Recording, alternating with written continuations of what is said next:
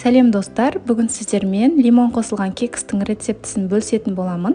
Ең алдымен 2 жұмыртқа, 200 грамм шекер, миксермен жақсылап көлемі ұлғайғанша миксерлеп алатын боламыз.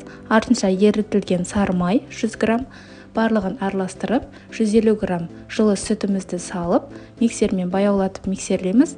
Артынша бізде 1 чайный ложка ас содасы, 1 чайный ложка уксусты қосып, осылай араластырып аламыз. Дайын болған массамызды қосып араластырып жібереміз.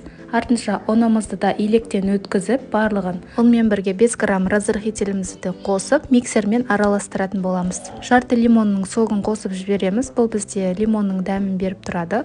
Осылай біздің тестамыз дайын болғаннан соң, кекстің формасына сары майды жағып, 180 градуста пісіріп алатын боламыз. Кексті міндетті түрде суыған соң барып кесетін боламыз. Достар, егер де сіздерге видео пайдалы болса, лайк басып комментарий қалдыра кетіңіздер, және де достарыңызбен бөлісуді ұмытпаңыздар.